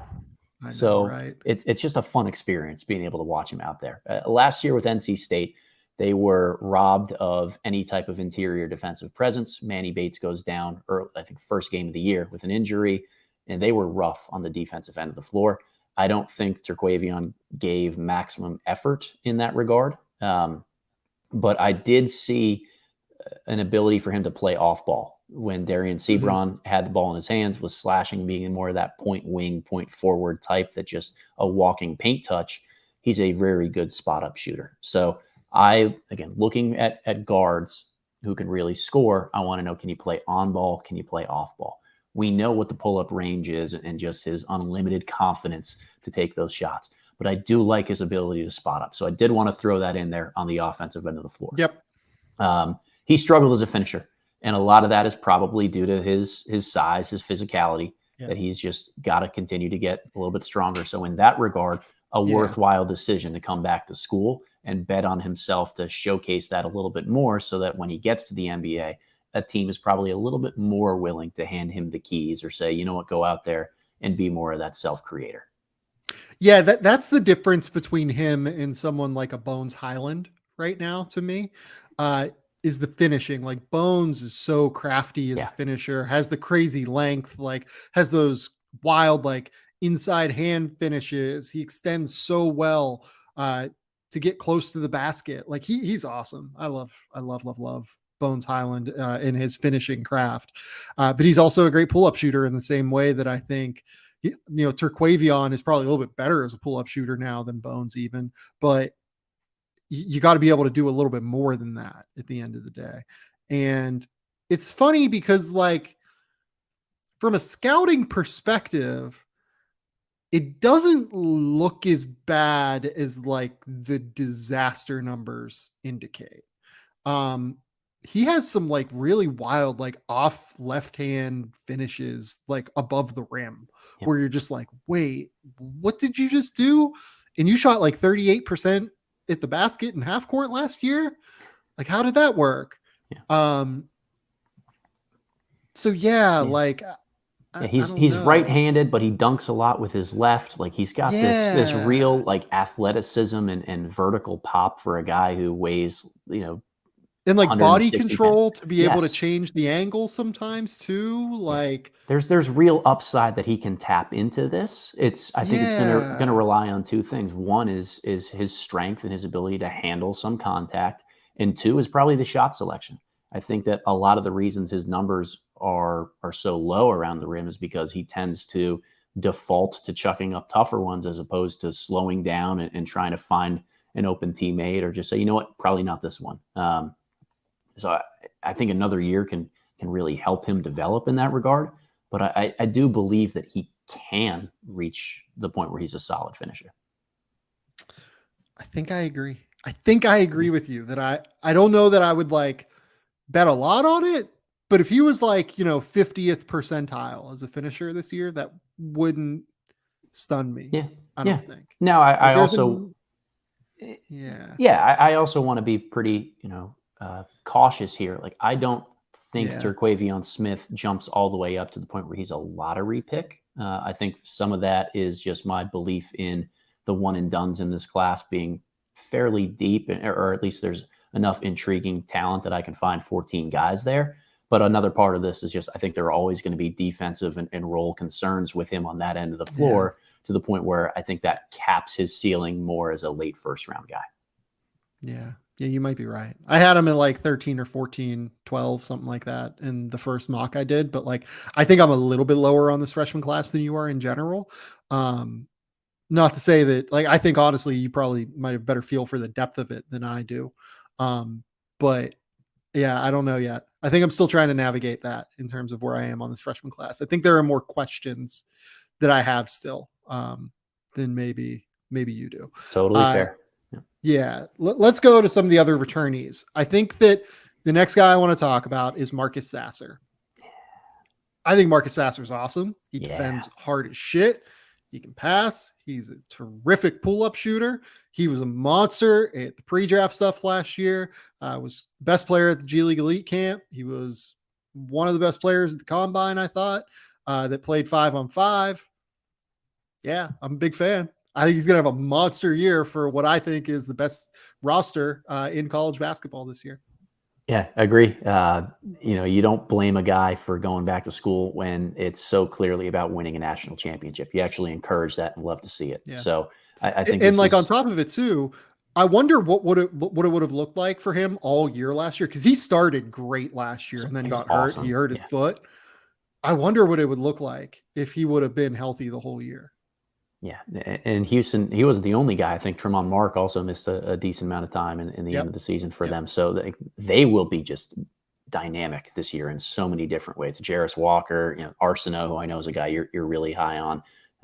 Yeah. Houston's going to be awesome. But the thing with Marcus Sasser to me is just his point of attack defense. Even though he's a little bit smaller, he doesn't have that physical stature that you typically look for to be a multi-positional defender. He is a gnat at the point of attack. And I just did a video and a little bit of a breakdown on this last week, Sam. I know he only played in like 13 or 14 games last year. Do you know what the turnover percentage was for pick and rolls where he was guarding the point of attack? Turnover percentage for the pick How and many rolls where he was guarding amount the of point of attack. percentage of times he forced a turnover when he was guarding the pick and roll? I mean, I feel like 8 to 10 would be a high number. What is the, He I don't know what a high number is, I guess, but like, what is So it? he forced a turnover 50% of the time he was guarding in a ball screen, which That is seems absolutely insane. absurd. And a lot of that is Houston's defense and how aggressive they are. But Yeah. I have saved countless Marcus Sasser clips to show guys that I coach of how we want them to defend at the point of attack in ball screens. Leg whip around the top, getting skinny through the screen, chasing and recovering with your arms high so that passers, you're gonna get a deflection and go the other way. He's got quick hands. He is able to move laterally while being chest to chest and shoulder to shoulder with a guy. He turns his hips and cuts guys off and knows when to sprint step when he's beat. He is just a textbook defender. I love Marcus Sasser on the offensive end of the floor for his shooting. Some questions about his finishing because of his size and lack of vertical pop, but he's the pristine point of attack defender, which I think is going to allow him to carve out a role in the NBA eventually. Yeah, agree with everything you just said. I think he's like probably a very, very high level backup point guard right now. Could turn into something a little bit better if he becomes like a better passer playmaker. I think that would be like the next step forward for him. Right now, I think he's a little bit better scorer more than as a like well-rounded point guard, maybe is the way to put it. That's probably a little bit unfair, but like just for lack of a better word, like he's more scoring mindset, right? So yeah, I quite like Marcus. He is a guy that I will have a first round grade on to start the year for sure. Big fan. Had a first round grade on him in the first mock I did like in July. That will continue. Let's go to Tyrese Hunter next because I really like Tyrese Hunter. I would have been all in if he would have gone to like North Carolina. I would have been extremely excited. I love him defensively. He's so tough and strong for being 6 foot, very long, active, aggressive. I buy the jumper having real upside. I think he has a real chance to be someone that can knock down shots off the catch at a very high level. Pull-up game, I think, is still improving a little bit. Like, can hit them if a guy goes way under a ball screen, but he probably needs a little bit more than that. Very good passer and playmaker. He's just 6 foot tall, and that's hard. Like, it's even for as tough and strong as he is, it's hard to be 6 foot tall in the NBA.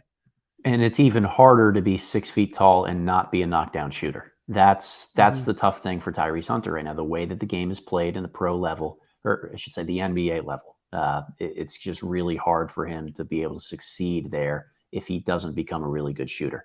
I'll say this again next week when we talk about Dylan Mitchell in Texas, but I have not seen a ton of positive offensive development during the season from guys who play for Chris Beard. Yeah.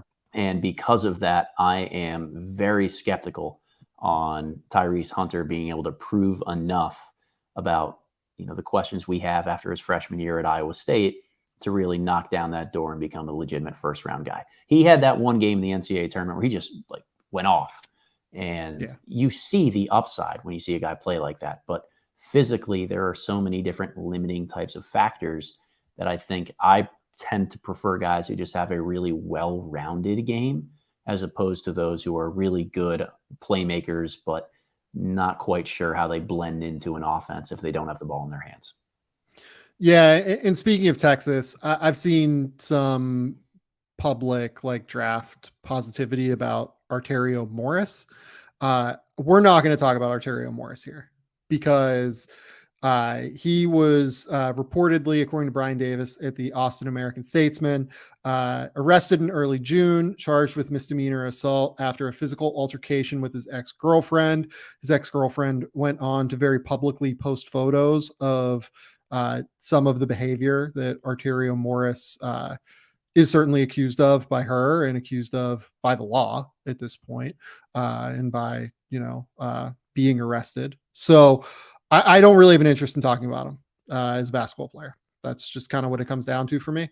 Let's move on and talk about, let's go Caleb Love next. Ooh. Caleb Love had some killer NCAA tournament games and had some not so great ones throughout the course of his season at North Carolina. Fascinating player, fascinating efficiency question. I love his ability to create the shot. Yeah. And if you buy the shot, which I think that I do, like getting better, I think there's some real like Jordan Clarkson-y upside still. I think that's where I'm at on it. Where are you? I think that's the guy for him, is a Jordan Clarkson-y, like you just hand him the ball and say, yeah, why don't you go ahead and just take any wild shot that you want, and we'll trust that the averages over the course of the year are gonna level out. You've got to live with the bad in order to get the good for a guy like Caleb Love. But he has to earn that leash by doing enough on the other end of the floor, enough of the littler things to be able to do that. Jordan Clarkson, for example, I think is a solid enough finisher at the basket. That was something from his days at Missouri I was pretty high on. Caleb Love, not so sure on that right now. So I love the shooting. Again, I've said this for years, and I'm trying to make sure that I stay consistent at the very least.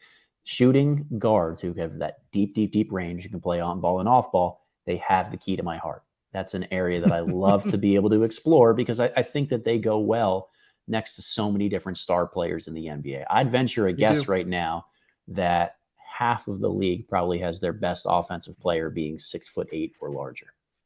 And if that's going to be the case, then guards who are, going to defend at the point of attack, but can play on ball and off ball are crucial. So I tend to buy a guy like a Caleb Love, like a Terquavion Smith, like a guy we'll probably talk about in a little bit, a Mike Miles Jr. from TCU, who I believe in their off-ball shooting, as opposed to these really high IQ processors who are questionable three-point shooters like a Tyrese Hunter. I believe in them both, like to an extent, I guess. Like just depending on situation that I have, right? Like I'm really interested in Caleb Love if I have LeBron James on my team. I'm really interested in Tyrese Hunter if I have, trying to think like Bradley Beal. Sure, Bradley Beal. Right. Great example. So yeah, like I think it just depends on what you've got. In the case of Caleb Love, like his ability to create a pull-up jumper is among the best in this class. And that is such a critical part of being a scoring guard in the NBA. Like it's a huge part of it. And if he can do that consistently in the NBA, like we just talked about finishing for a while with Terquavion Smith, right? The shooting is more important, like period, than the finishing, right? Because it's going to be rare for you to go in and try and finish. Like defenders will try to play your play your left hand if you're trying to get to the step back to the left. They'll play you like going to the right if you're trying to get it to the right. You have to have some sort of counter, but like Caleb has counters to be able to get into the mid range and like be able to force defenders to play him in a more difficult way. I don't look. The numbers say that I should not believe in Caleb Love as much as I believe in Caleb Love. And I'm cognizant of that and I'm aware of it, but I kind of do. I kind of buy it. I buy the lack of conscience. I buy like the confidence, the toughness. He got back. Like, he was a disaster as a freshman. Yes. He was really bad. And he came back last year and was maybe not the best player on a team that went to the NCAA title game. Probably second best player, maybe the third best player. He was, like, depending on what you think of Brady Manick, he was so good. He was so good.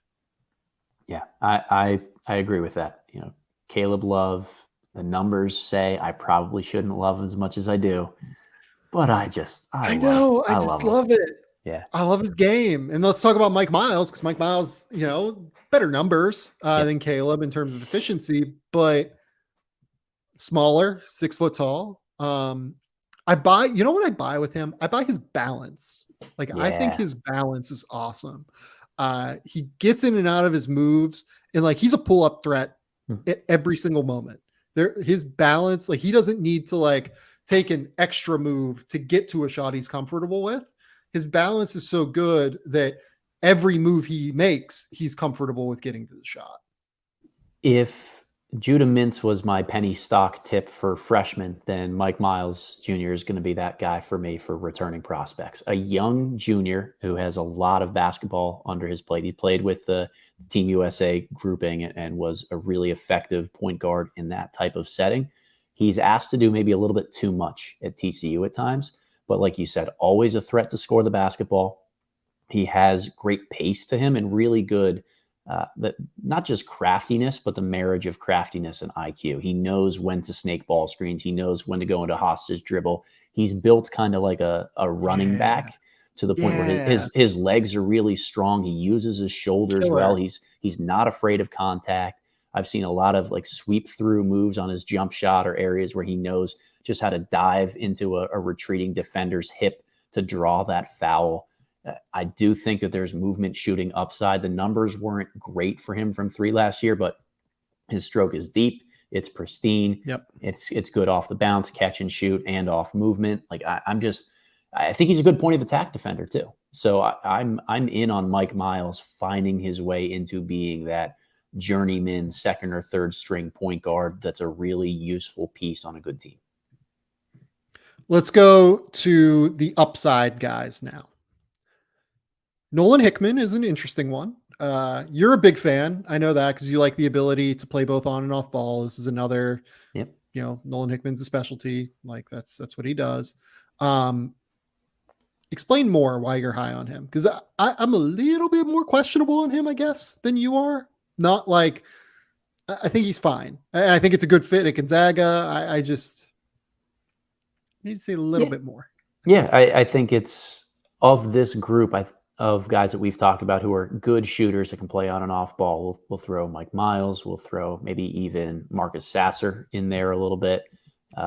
Hickman is probably the one who I think has the best, outside of Miles, he has the best feel out of the pick and roll. And I worry about Miles a little bit more just not being a multi-positional defender, whereas Hickman has enough size to me to play the one or the two. So it's more of an upside swing on a guy like that, but it's the shooting. I mean, at the end of the day, pull up shooting, catch and shoot ability, a guy that's really going to pop in a system around Drew Timme this year where, you throw the ball to him in the post and you got shooters around him. I like Hickman. It's hard for me to describe why I like his game sometimes, but I think that there's a feel there that I tend to buy into. Yeah, I'll be interested to see what Gonzaga does. We're going to buzz through some of these guys now. But like, I'll be interested to see what Gonzaga does with their backcourt. I would imagine the only one that's like a certain starter is Rasheer Bolton, right? Yeah. And part of what they do with their backcourt will be dependent on what they do with their front court. Do they play Drew Timme at the 5, or do they play like Efton Reed at the 5 and play Timme at the 4? And then you have to start Julian Strother at the 3 and Rasheer Bolton at the 2. And then is it Nolan Hickman? Is it Malachi Smith? Is it Hunter Salas? Like, what do you do there in the backcourt? Big competition for minutes at Gonzaga in the backcourt this year is what I would say.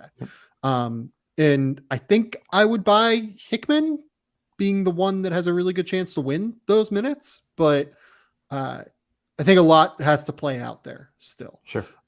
One guy that we know is going to get all of the minutes in the world and all of the opportunity in the world, because he got it last year as a freshman, is Taron Armstrong. Your boy. Love him.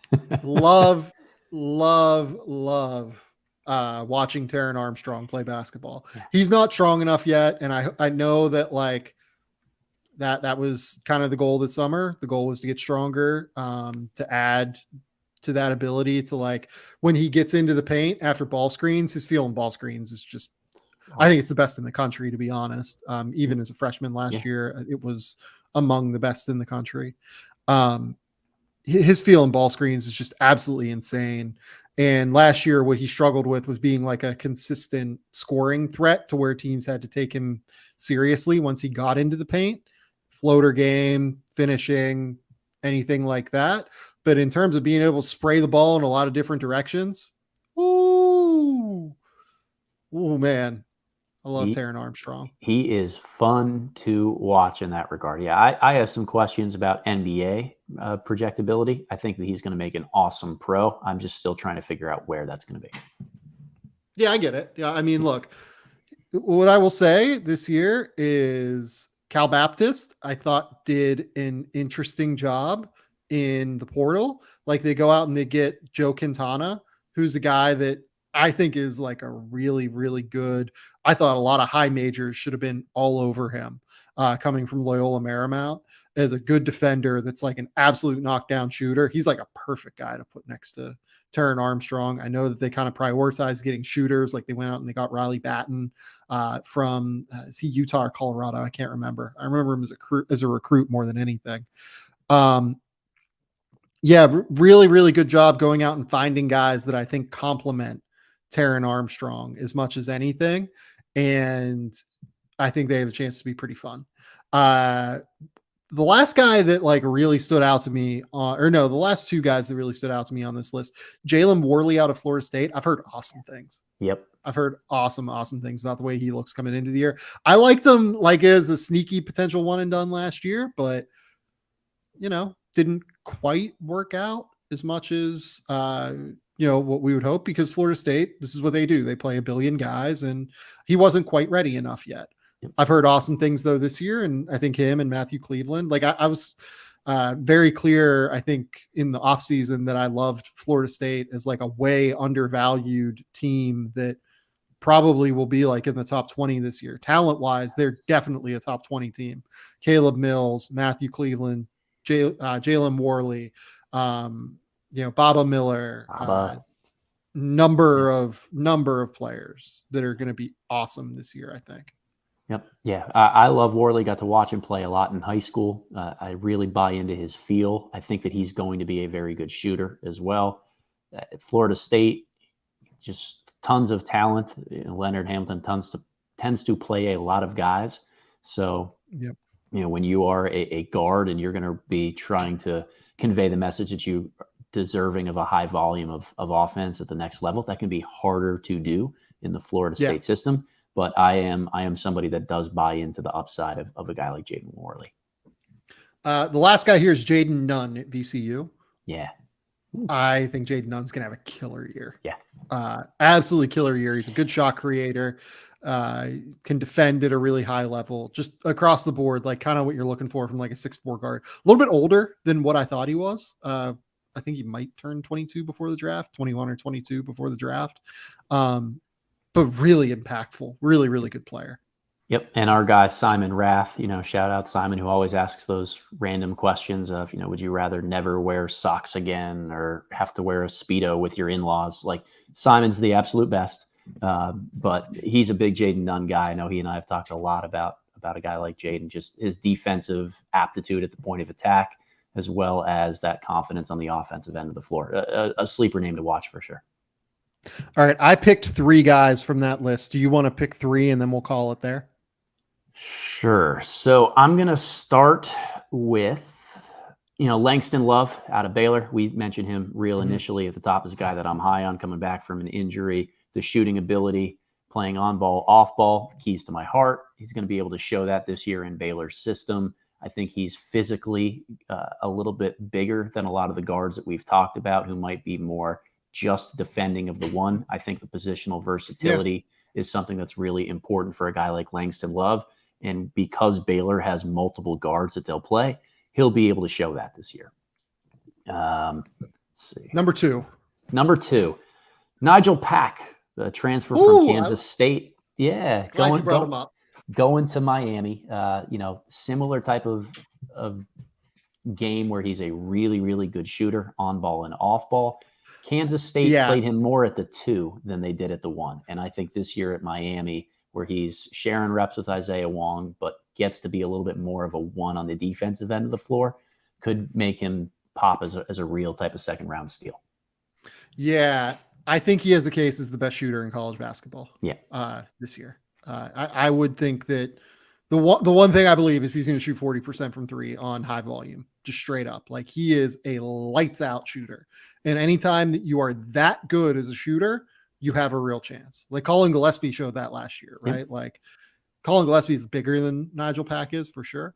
But like, that's the entirety of like the Gillespie appeal, is he's a killer movement shooter who's going to knock down a ton of high leverage shots. Nigel Pack's going to do a similar thing. He's going to have a real shot this year. I think he's absolutely going to have a real shot. All right. Number three. And I, just when I start to zig, I'm going to zag. A little bit different than the shooting guys that I typically fall in love with. AJ Hoggard for Michigan State. Another one of those sleeper guys for me. Love his defense, love his playmaking.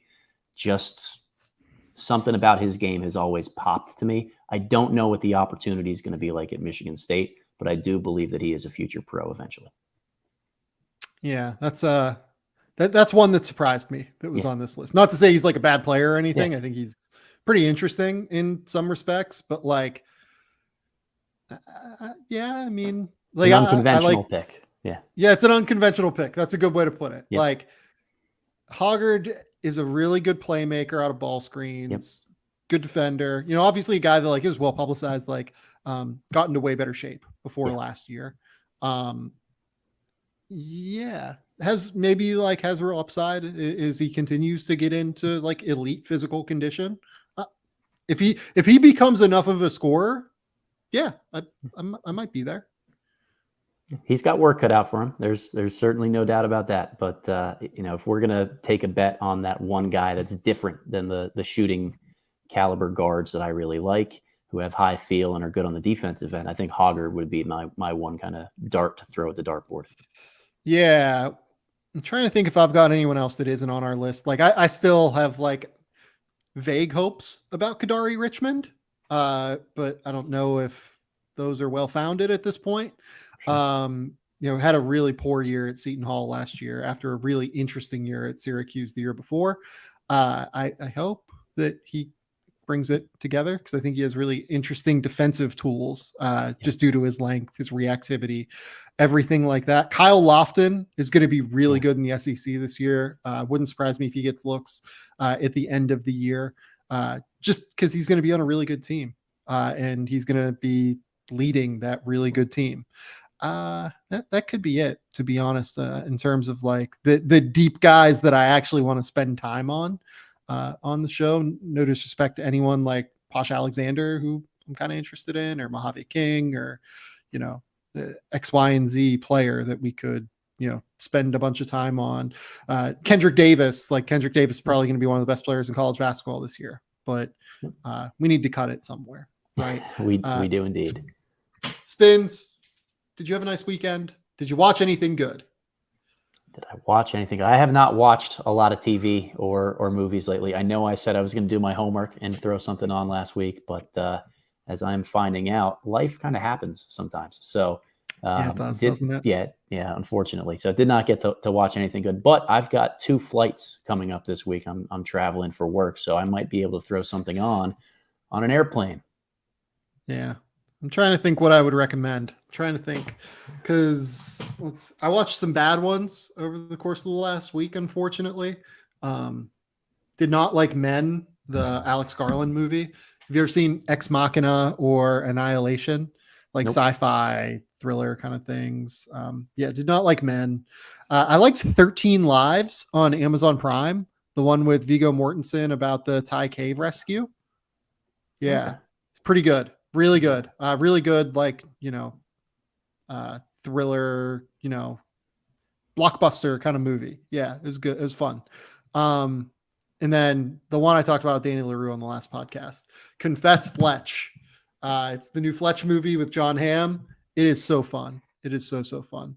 I also went golfing this weekend. I went golfing for the first time in over a decade. Yeah, it was 71 on the front 9 and then 62 on the back 9. Ooh, we're breaking 150. I love it. Yeah, my goal was 130. I ended up at 133. I used to be able to like hover in the like 110 to 100 range when I played I played more when I was like 18, 19, 20. And haven't played since. I get too frustrated typically, but I just kind of went out and like not like fucked around. Like I took it seriously, but yeah, had a good time. That's why like my face is has a touch more color than normal. Double layered with sunscreen, and it still got through on the face, unfortunately. But yeah, might actually, fuck around and pick up golf. Keep it up. Summer here in Australia. It's fun, and it's one of those things that I always found I only got better when I played frequently. I could walk out there right now, and I'd probably shoot a 130. It's been a couple of years. I think I've only played once or twice since before the pandemic started. But there was a period of time when I was going out there and playing every day. I was actually a JV golf coach for one spring. That's amazing. It was a glorified bus driver role. It was awesome. I got to drive the bus and then chip and putt for like 2 hours. It was awesome. And I ended up being like, I could shoot in the low 90s, high 80s by the end of the year there. Yeah, it was. There it is. It got, workable with the game. But if you don't do it, you're never going to be good at it. Yeah, the first 9 was tough because I tried to hit like hybrids off the tee because I was like, okay, this isn't going to be that bad. It was a wide open course, like wide open, I lost one ball having not picked up a golf. I've picked up a golf club in 10 years, but like I haven't played an actual round of golf in 10 years. Lost only like one ball, but it got to the point by the end where I like had figured out my slice and was literally aiming. My one friend was like, it looked like you were about to like hit the ball on the highway with where your stance was aimed. And I was like, yes, I am playing heavy slice. And I hit like, probably 200-yard drives like down the center of the fairway by the end, just playing the slice as heavily as I had to, knowing, it was not a fade. It was a slice. That's that is absolutely accurate. But yeah, I had fun. I will probably continue it more. But Spins, our last segment here is typically what did you cook? I've seen some fun things for you. Give me some updates. Hard to remember everything from this week. So home for the entire week, was able to cook a lot of good stuff. I did make, I think, my favorite thing this week, ahi tuna. Just seared that looked so good when you posted that. Good Lord. That was fantastic. Sesame crusted, real easy, salt and pepper on the tuna steaks, a little bit of olive oil brushing on them. Get some sesame seeds to stick on there, throw it on a skillet for a minute each side, and slice that thing up, have it with soy sauce. Just real quick, easy, but fantastic meal. Yeah, that looked amazing. That looked absolutely amazing. But Spins, tell the people where they can find your work. Tell the people what's going on. Yeah, find me on Twitter at @thebox_and1_. My YouTube channel is Adam Spinella. You find me at one of those two, you're going to get linked to every type of work that we have coming out there. We're getting closer, folks. I mean, it's NBA training camp and some preseason games underway. We're very, very close to college basketball season. I mean, practices have started, but games will be coming before we even know it. So that preseason cycle of content is here. Like, I feel like this podcast is for either both of us or just for me, the formal kicking off of we're in that draft cycle in that season. So that's a really exciting time. And I think that means there's going to be a lot of fun, forward-looking pieces coming out soon. Couldn't be more thrilled for the start of actual basketball season. I have written like 4,000 words on the draft guide already. I'm kind of rolling along now. We're kind of pushing along. I'm prepping hard for the season. Once the season starts, look, I'm going to have something on Scoot and Vic later this week on The Athletic, written content for once. Spins and I will obviously have one. I'll have a podcast coming out on Wednesday morning, Tuesday night on the YouTube channel as usual. But until next time, I think we'll talk soon. Bye.